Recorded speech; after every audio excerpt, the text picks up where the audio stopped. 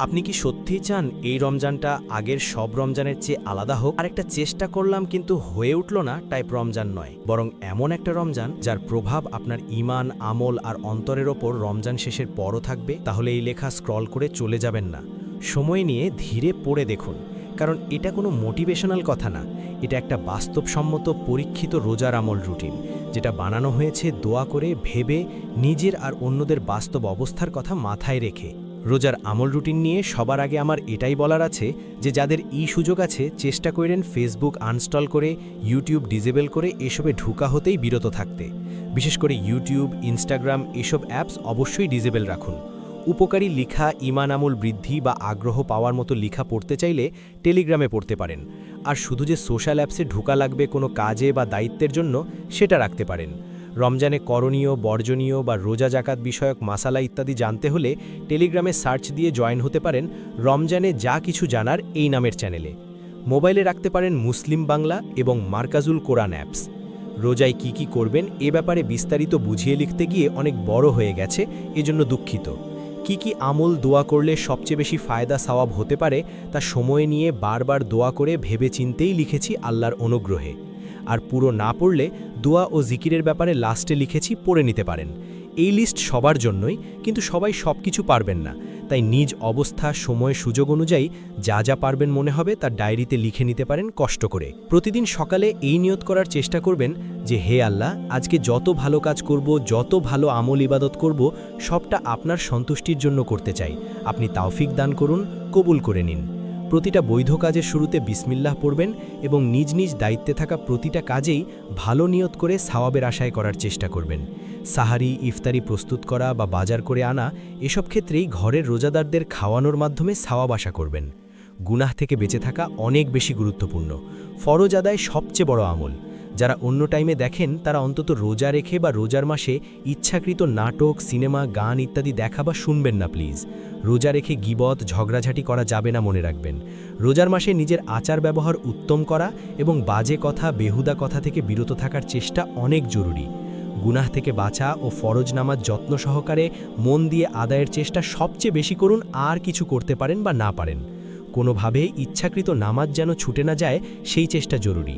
রোজা রেখে দিনে মার্কেটে যাওয়ার মতো ভুল করবেন না, আর রোজায় মার্কেটিং বা অনলাইন শপিংয়ের পিছে বেশি টাইম দিবেন না।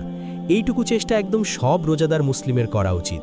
5 ওয়াক্ত ফরজ নামাজ যত্ন সহকারে ধীরে সুস্থে আউয়াল ওয়াক্তে বা অন্তত মাকরুহ ওয়াক্তের আগেই আদায় করা। দিনে রাতের 12 রাকাত সুন্নাতে মুয়াক্কাদাও যথাসাধ্য আদায় করা। নামাজে মন বসুক না বসুক মোটেও তাড়াহুড়ো করে পড়বেন না। প্রতিটা সূরা, তাসবিহ শুদ্ধভাবে খেয়াল করে উচ্চারণের চেষ্টা করতে হবে।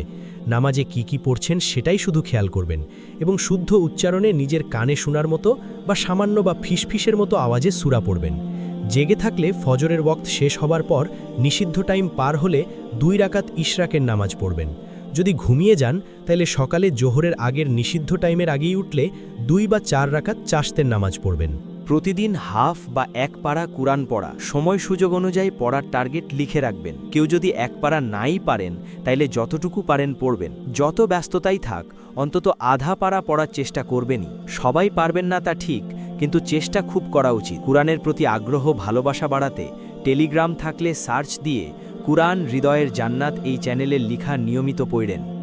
সূরা সাজদা বা সূরা ওয়াকিয়া, রহমান এমন কোনো সূরা পারলে রোজায় মুখস্থ করা বা ছোট কোনো সূরা মুখস্থ করার নিয়ত রাখতে পারেন এবং মুখস্থ সূরাগুলা নামাজে পড়ার চেষ্টা করা। কুরআনের শেষের ছোট 10 সূরার বাইরে অন্য সূরা মুখস্থ পড়াটা নামাজে মনোযোগ আনতে সহায়ক হবেই ইনশাআল্লাহ। এই রোজায় বিশেষভাবে একটা সূরার অর্থ ব্যাখ্যা পড়তে বলবো সবাইকে, সেটা হলো সূরা হুজুরাত।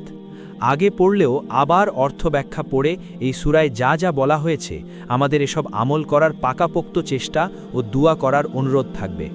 বিদ্রোহ ফরজের পর নফল আমল হিসেবে যে যতটুকু পারেন খালি কুরআন পড়বেন, এটা বিশেষভাবে অনুরোধ। সালাফরা রমজানে সাধারণত কুরআন তেলাওয়াতই সবচেয়ে বেশি করতেন। পুরো কুরআনের অর্থ ব্যাখ্যা পড়ার জন্য বাকি সারা বছর আছে, তাই অর্থ ব্যাখ্যা পড়ার টার্গেট সবাই না রেখে রোজার মাস বিশেষভাবে তেলাওয়াতের জন্য রাখেন। হ্যাঁ, সারা বছর যার কুরআন নিয়ে বসাই হয় না তিনি অর্থ ব্যাখ্যা সহ পড়েন। কুরআন যারা মোটামুটি শুদ্ধ করেই পড়তে পারেন তারা অন্তত 1 বা 2 খতম দেওয়ার টার্গেট রাখবেন। অর্থাৎ পাক্কা নিয়ত করে দিন-রাত সুযোগ পেলেই কুরআন পড়ার চেষ্টা কইরেন। অনেকে কয়েক খতম দেন, সংসার, বাচ্চা কিংবা বাহিরের ব্যস্ততা সামলেও সেখানে আমরা অন্তত এক খতম দিতে পারবো না কেন? পড়া শুদ্ধ এবং মোটামুটি চালু হলে এক খতম দেয়া কঠিন না। পড়া যদি চালু না হয়, সেটা চালু করতে হবে বেশি পড়ার দ্বারাই। সারা বছর এভাবে প্রতিদিন এত কুরআন পড়া হবেও না চাইলেও, যেটা রোজায় হয় চেষ্টা করলে। কুরআন বেশি বেশি তেলাওয়াত করে রোজায় খতম অর্থাৎ শেষ করতে পারার ব্যাপারই আলাদা। অসংখ্য অসংখ্য সওয়াব ছাড়াও এটা অনেক বেশি প্রশান্তিদায়ক ও মন দিলে উত্তম প্রভাব টের পাওয়া যায়। আর একটা ফায়দা বলি, কুরআন খতমের পর দুয়া কবুল হয়। খতম দেয়া হলে তারপর মন খুলে যত ইচ্ছে দুয়া করবেন। শুধু নিজের জন্য না, পরিবার আপনজনদের জন্যেও মন খুলে দুয়া কইরেন। কুরআন পড়ার সময় মন দিয়ে খেয়াল করে টান, গুন্না যথাসাধ্য ঠিক রেখেই পড়বেন। কয় খতম দিলেন এটা কাউকে শোনাতে জানাতে পড়বেন না, বা ফেসবুকে বলবেনও না প্লিজ। আমলের ফলাফল নিয়তের উপর নির্ভরশীল এবং রিয়ার ব্যাপারে সতর্কতা অবশ্যই জরুরি। যখন কাজে কর্মে থাকা হয় তখন মুখস্থ যে সূরা পারেন তা পড়তে পারেন। রান্না করতে করতেই 3 বার সূরা ইখলাস পড়া যায়, সূরা ফাতিহা সহ অন্যান্য ছোট সূরা পড়া যায়।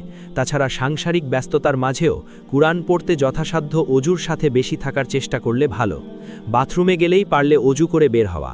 সময়ের অভাবে দ্রুত অজু করতে চাইলে শুধু অজুর 4 ফরজ আদায় করলেও অজু হয়ে যাবে। তারপর বাচ্চাদের দেখাশোনা বা ঘরের কাজের ফাঁকে একটু সুযোগ পেলেই কুরআন খুলে একটু পড়ে নেয়া। প্রতি নামাজের পর পারলে কয়েক পৃষ্ঠা পড়া। বাইরে যদি যান, গাড়িতে বসেই কোনো সূরা মুখস্থ বা তেলাওয়াত করতে পারেন মোবাইলে দেখে। এছাড়া বাইরে গেলে টানা ইস্তেগফার পড়তে থাকবেন সময় নষ্ট না করে। আর বোনেরা, অনুগ্রহ করে পিরিয়ড বা নেফাসের টাইমে কুরআন পড়বেন না। অধিকাংশ আলেম, সাহাবী, তাবেঈ তথা সালাফদের মতে দলিল প্রমাণের ভিত্তিতেই পড়া যাবে না, এটা অধিক গ্রহণযোগ্য মত। রোজায় নামাজ, রোজা হতে ছুটির দিনগুলায় ঈদের জন্য কোনো কাজকর্ম বাকি থাকলে করে ফেলবেন, আর তখনকার আমলের তালিকা আলাদাভাবে লিখবেন। পিরিয়ড বা নেফাস অবস্থায় বিশেষ করে দিনের কোনো টাইম ফিক্সড করে কিছু জিকিরের চেষ্টা করবেন, প্রয়োজনে অ্যালার্ম দিয়ে রাখবেন রিমাইন্ডার হিসেবে।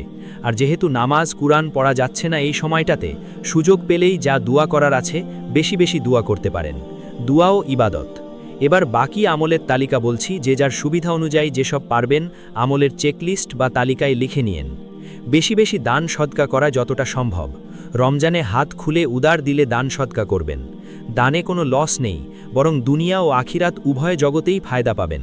আর জাকাত আসবে কিনা অবশ্যই জেনে নিয়ে জাকাত আদায় করবেন, সেটা রোজায় হোক বা পরেই হোক।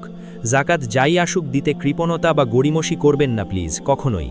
সোনা দানা কিছু বিক্রি করে হলেও দিবেন, একবারে নাই পারলে বছর জুড়েই দিবেন, তবু দিবেন। আল্লাহর দেয়া ধন সম্পদ আল্লাহর জন্যেই দিলে কখনোই ক্ষতি বা লস তো হতেই পারে না, বরং সম্পদে বরকত আসবে ইনশাআল্লাহ। প্রতি রাতে 20 রাকাত তারাবি পড়া। তারাবি 20 রাকাত সুন্নতে মুয়াক্কাদা পুরোই আদায়ের চেষ্টা দরকার। এক্ষেত্রে ক্লান্তি বা কষ্ট লাগলে বসে হলেও পড়ে শেষ করতে পারেন, এতে সওয়াব কমে গেলেও সুন্নত তো আদায় হয়ে যাবে।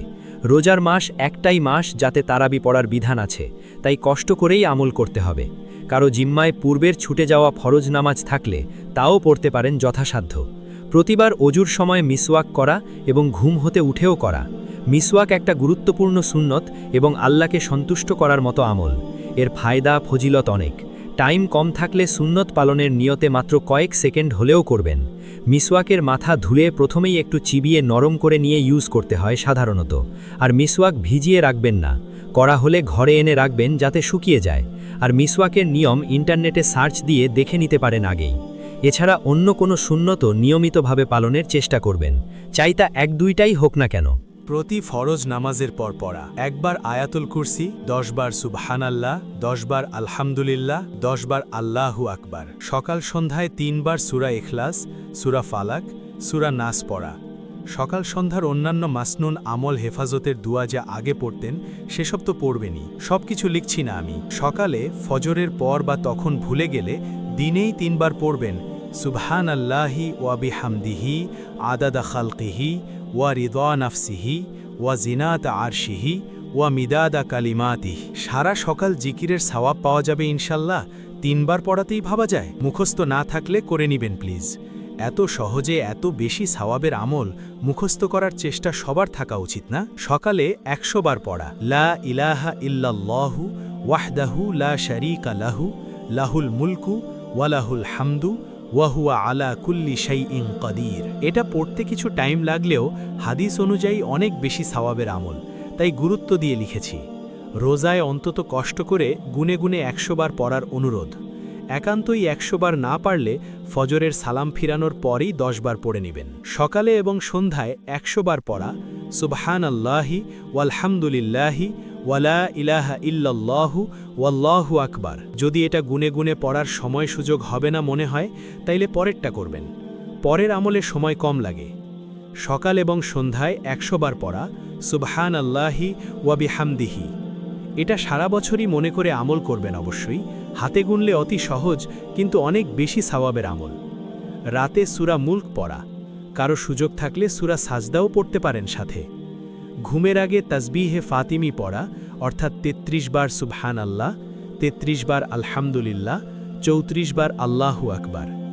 নামাজের পর 10 বার করে আর ঘুমের আগে এভাবে পড়াটা অনেক ফায়দা এবং সওয়াবের আমল, তাই সব সময় গুরুত্ব দিবেন প্লিজ।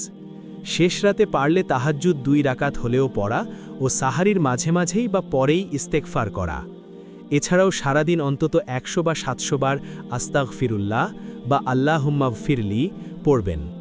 কাজের মাঝে পারলে দরুদ পড়তে থাকবেন। ছোট দরুদ হিসেবে পড়তে পারেন আল্লাহুম্মা সল্লি আলা মুহাম্মাদিন ওয়া আলা আলি মুহাম্মাদ। এখানে সবই সহি বা গ্রহণযোগ্য হাদিসে বর্ণিত জিকির, এবং হাদিসে যেসব সংখ্যায় জিকির ও ইস্তেগফার বর্ণিত সেগুলোই উল্লেখ করেছি। যেসব দুয়া জিকিরের উচ্চারণ লেখা, এগুলো আরবিতে শুদ্ধ উচ্চারণ জেনেই পড়তে হবে, বাংলায় উচ্চারণ পুরো সঠিক হয় না।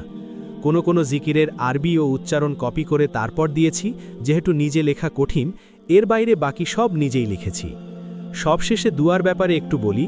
দুয়ার প্রথমে আল্লাহর প্রশংসামূলক বাক্য বলে তারপর দরুদ পড়া, তারপর দুয়া করবেন নিজের জন্য, তারপর অন্যদের যাদের জন্য চান। এক্ষেত্রে দুয়ার শুরু ও শেষে দরুদ পড়বেন। দুয়া কবুল হতে দুয়ায় ইউনুস পড়ে পড়ে দুয়া করতে পারেন, এবং মুনাজাত ধরা ছাড়াও শুয়ে বসে বা কাজের মাঝেই যখনই দুয়া করেন না কেন, দুয়া কবুল হবেই, এই প্রবল আশা ভরসা নিয়েই দুয়া করবেন। দুয়ায় আল্লাহর কাছে সুস্থতা, নিরাপত্তা, শান্তি, ক্ষমা এবং পূর্ণ হেদায়েত বেশি বেশি চাইবেন। নিজের ও অন্যদের হেদায়েত প্রাপ্তি, তাতে আজীবন অটল থাকা এবং ঈমানের সাথে ইজ্জতের সাথে উত্তম, সহজ, শহীদি মৃত্যু চাইবেন। বারবার আল্লাহর কাছে খুব করে মাফ চাইবেন। আকুলতা নিয়ে ভালো হবার জন্য সাহায্য তৌফিক চাইবেন, এবং বিশেষভাবে আল্লাহ ও তার কালাম কোরআনের প্রতি আল্লাহ যেন অনেক মোহাব্বত বাড়িয়ে দেন ও মজবুত সম্পর্ক জুড়ে দেন, এই দুয়া কইরেন। এমনিতে দুয়ায় যাদের তেমন কান্না আসে না, তারা মন খারাপ হলে বা দুনিয়াবি কষ্টে কান্না আসলে সেই সময় আল্লাহর কাছে ভালো ভালো দুয়া করা শুরু করবেন। দেখেন, দুনিয়া আখিরাতের তুলনায় কেমন, বিশাল সমুদ্রের মাঝে এক ফোঁটা পানির মতো তুচ্ছ ও সামান্য। এখানের কষ্ট বিপদগুলাও অল্প সময়ের। আসল জীবন তো পরকালের জীবন। রোজার মাসে নিজের পরকালে কাজে আসার মতো দুয়াই আকুল হয়ে বেশি বেশি করার খুব খুব অনুরোধ থাকবে। বিশ্বাস করেন, আল্লাহর সাথে গভীর সম্পর্ক, আল্লাহর যথাসাধ্য আনুগত্য, গুনাহ গাফলতির জন্য কান্নাকাটি করে মাফ চাওয়া, তওবা করা, উত্তম আখলাক ও অর্থ বুঝে জেনে বেশি বেশি তেলাওয়াত ও আমলের দ্বারা কোরআনের সাথে জুড়ে থাকার নেয়ামত যদি অর্জিত হয়, তাইলে যত অপ্রাপ্তিই থাকুক, দুনিয়ার বহু কষ্ট ও অশান্তি দিল থেকে আল্লাহ উঠায় নিবেন বা শান্তি সুকুন ঢেনে দিবেন। দুনিয়ার রাজত্ব ও যা চাই পাওয়ার স্বাধীনতা, সামর্থ্য কাউকে শান্তি সুকুনের জিন্দেগি দিতে পারে না যদি আল্লাহ না চান। শান্তি সুকুন দেয়ার মালিক তো আল্লাহ, সফলতা তো আল্লাহর আনুগত্যেই। এই জীবন ও মৃত্যু তো আল্লাহর জন্যেই। যে যত গুনাহগারই হন, এই রোজায় আল্লাহর কাছে ফিরে আসুন প্লিজ। আল্লাহ সহজ করুক, আমরা যেন আমাদের জীবনের সত্যিকারের লক্ষ্য উদ্দেশ্যে অটল থাকার চেষ্টা মৃত্যু পর্যন্ত করে যাই। ওয়াল্লাহু আলাম বিসসাওয়াব।